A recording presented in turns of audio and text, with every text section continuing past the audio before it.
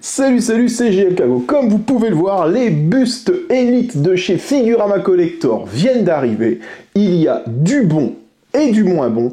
Mais avant tout ça, je vous propose une petite rétrospective de l'histoire de ces bustes pour ceux qui n'ont pas suivi. Aptéro H.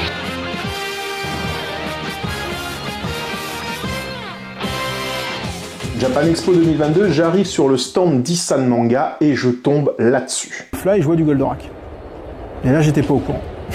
Figurama Collector qui tease du Go Nagai avec Mazinger Z, Gator Robot et bien évidemment Grandizer. Au fur et à mesure des discussions, j'arrive à me mettre bien avec le patron de l'entreprise. Il me confiera même un des bustes pour que je puisse le rajouter à l'exposition qui était en place. Et je lui ai demandé l'autorisation de pouvoir faire une review à ce moment-là. Du coup, moi j'étais ravi, c'était vraiment une grosse exclue mondiale parce que j'étais le premier à faire l'unboxing de ce buste Grandizer. Bien évidemment, je m'en fais mettre un de côté, ils avaient un petit stock sur le salon et 190 € prix préférentiel, c'était clairement imbattable. En plus, j'allais vraiment pouvoir repartir avec. De mémoire, le buste Mazinger Z était lui à 185 € et le buste Gator était lui à 165 €.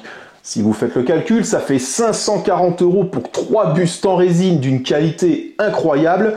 Il fallait pas se priver, quoi. À préciser aussi que pour toute commande qui était effectuée lors de cette Japan Expo, les frais de port pour les deux autres bustes étaient offerts. On reviendra là-dessus après. Il était même question à l'époque, dans leur communication, d'une livraison express. Car en effet, ils m'ont bien dit plusieurs fois que normalement tout serait livré à la fin de l'été 2022. Je vous avouerai que j'avais quand même un petit peu de mal à le croire.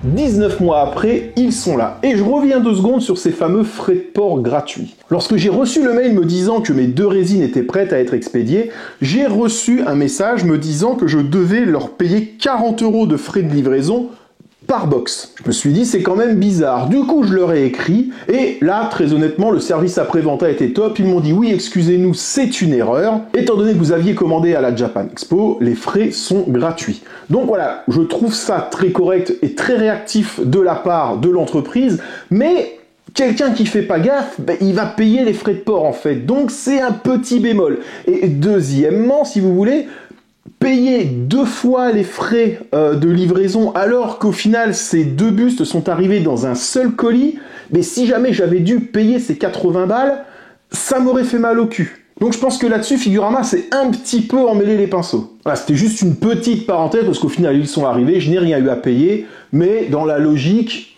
ils ne devraient pas nous réclamer de payer la livraison vu qu'ils savent très bien qu'ils nous l'ont promise gratuitement.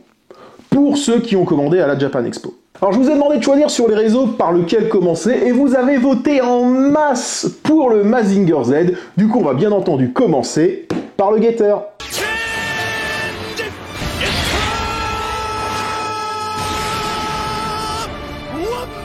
Petit point sur le packaging, bah écoutez, il est très soft, il est simple, il reprend le design de ce qui avait été fait pour le Goldorak déjà, et point très important, regardez bien là, c'est qu'il y a écrit Expo version, ce qui veut bien dire que c'est donc ce qui était à commander à la Japan Expo. Et je trouve ça très important. Car en effet, on se souvient tous de la différence qu'il y avait sur les versions qui étaient précommandables lors du salon, c'est-à-dire qu'il n'y avait pas d'épaule. Mais pour le Gator, la différence ne s'arrêtait pas là. La tête changeait également. Et je dois dire que la tête classique, elle m'emballait pas trop. Moi, je préférais vraiment celle de la version Japan Expo. Pour en finir avec le packaging, je vous mets la vidéo du déballage qui a été filmé par Bruce, le patron de la future boutique Daiboken, qui devrait ouvrir ses portes incessamment sous peu. Je vous invite d'ailleurs à aller les rejoindre sur les réseaux.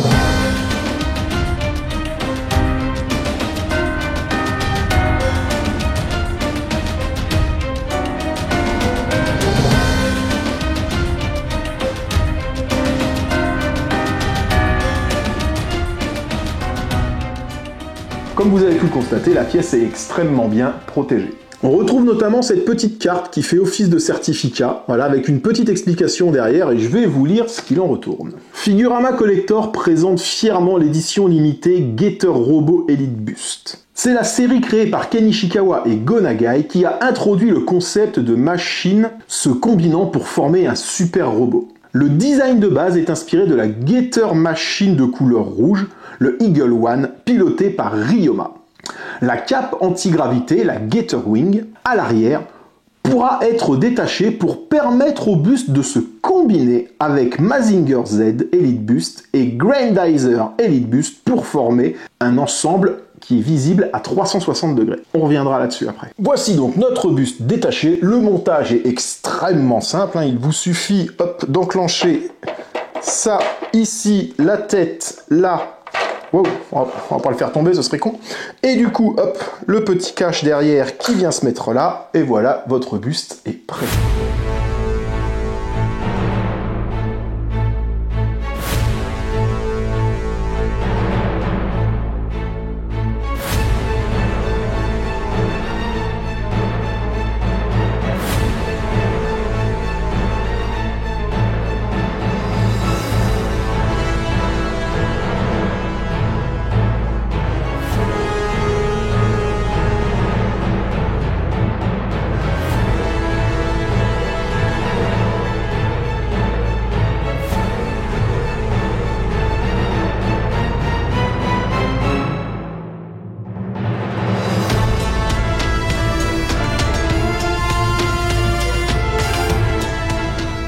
Personnellement, j'ai beaucoup aimé l'interprétation qu'ils avaient eue avec Goldorak, et on peut dire que ce buste Gator est exactement dans la même veine. C'est moderniser juste ce qu'il faut pour attirer l'œil et changer un petit peu de ce qu'on a l'habitude de voir, mais sans l'être trop pour ne pas rebuter tout le monde. Les détails apportés au socle, qui n'est d'autre que le premier vaisseau qui forme la tête de Gator One, sont juste sublimes. D'ailleurs, au passage, si une vidéo sur les Gator robots vous intéresse, dites-le moi, parce que vous allez voir, les Gators, c'est comme les Pokémon, il y en a une chier phénoménale et il y en a pour tous les goûts. Je vous disais donc que la tête de l'édition Japan Expo était différente de celle qui allait être précommandable ensuite. On y retrouve le design de la tête de ce fameux Gator One, mais dans une inspiration, je dirais, qui est un petit peu entre le Shin Gator.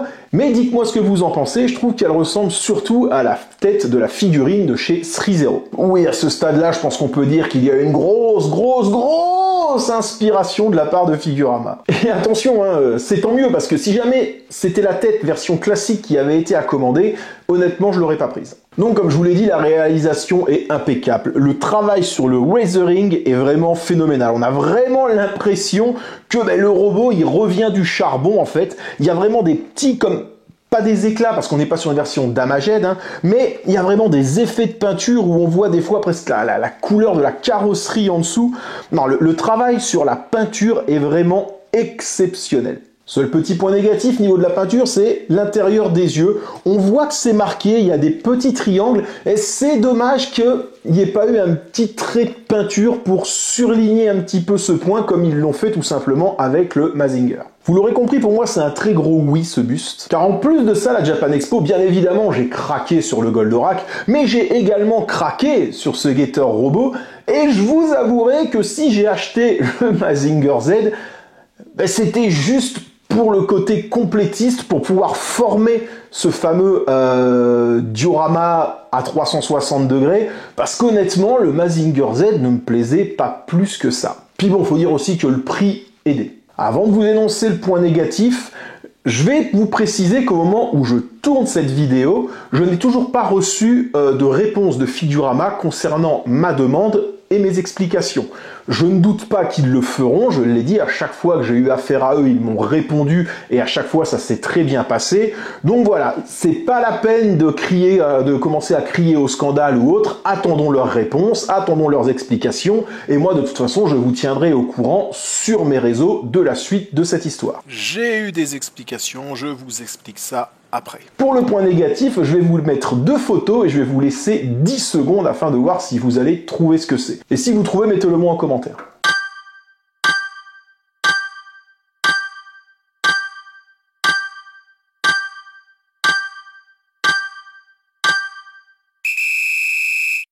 Alors, vous avez trouvé? Eh oui, il manque la cape. Alors je ne sais pas pourquoi, surtout qu'en plus, comme vous l'avez vu, c'est bien écrit au dos qu'il a une cape qui peut s'enlever. Donc voilà. Je ne sais pas, je n'ai pas de réponse, mais comme je vous l'ai dit, dès que j'en saurai plus, je vous tiendrai informé. Du coup, si je résume ma réception, 19 mois d'attente, c'est long, malheureusement dans le milieu de la résine aujourd'hui, ben voilà, c'est normal. Alors, je vous cache pas que la hype, elle est un peu passée, mais comme ça a été le cas lorsque j'ai reçu Matsume, je pense que plus le temps va avancer, et plus je vais me réjouir en fait de posséder ces bustes, parce que, enfin, ils sont quand même sublimes. Et vraiment, le rapport qualité-prix, je rappelle, j'ai dû payer ça 165 €, c'est presque indécent. Aujourd'hui, ça, vous en avez pour minimum 500 balles. Et quand on a les trois qui sont posés côte à côte dans une étagère, ben, je peux vous dire que ça fait quand même son petit effet. Parce que si vraiment on veut être chiant et tatillon, le produit que j'ai reçu ne correspond pas au produit que j'ai commandé. En effet, il manque une pièce. Et si jamais c'est un choix délibéré de la part de Figurama d'avoir retiré cette cape, en soi, vu le prix, bon, j'ai envie de dire, ça fera chier parce que ça ne correspond pas à ce que j'ai acheté. Mais bon, voilà, c'est...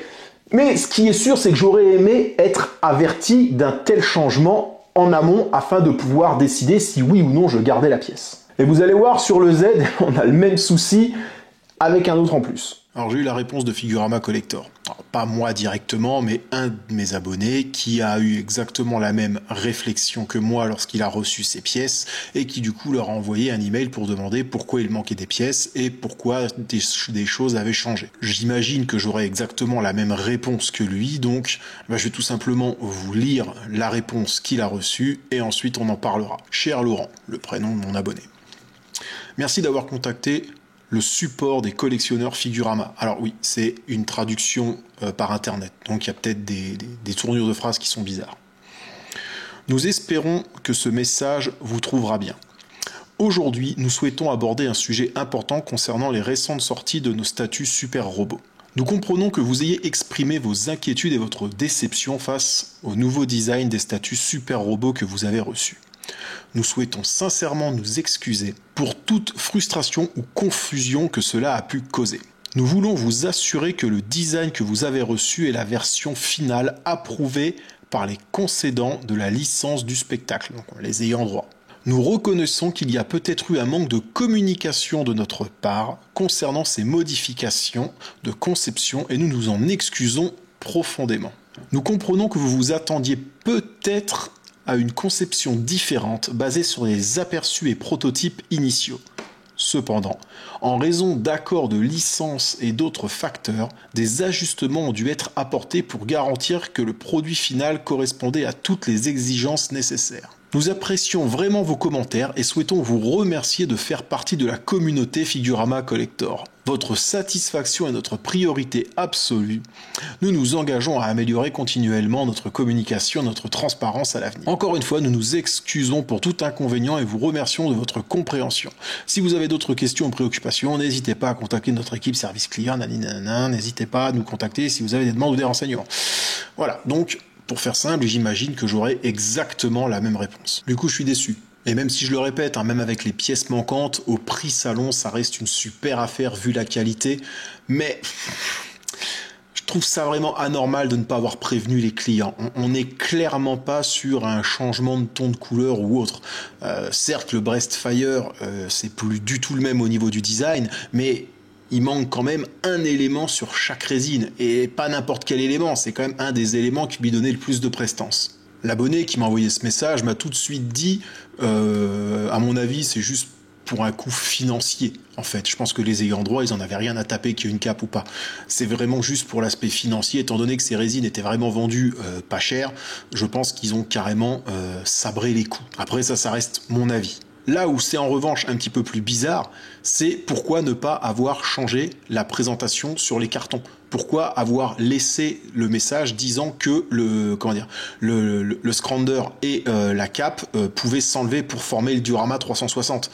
Là, c'est vraiment bizarre. Et ce qui est encore plus bizarre, c'est que dans la boîte du Gator, par exemple, parce que quand on voit la place qu'il y a pour juste le petit cache qui s'y trouve, on se dit que c'est quelque chose, c'est un trou qui a été fait pour mettre autre chose à l'intérieur. La question que je me pose maintenant, c'est est-ce que les versions Régular vont se voir affublés du Jet Scrounder et de la cape, en fait, vu que c'est des versions qui normalement étaient vendues plus chères. Wait and see, on en reparlera. Donc je suis vraiment déçu de la façon de faire de Figurama.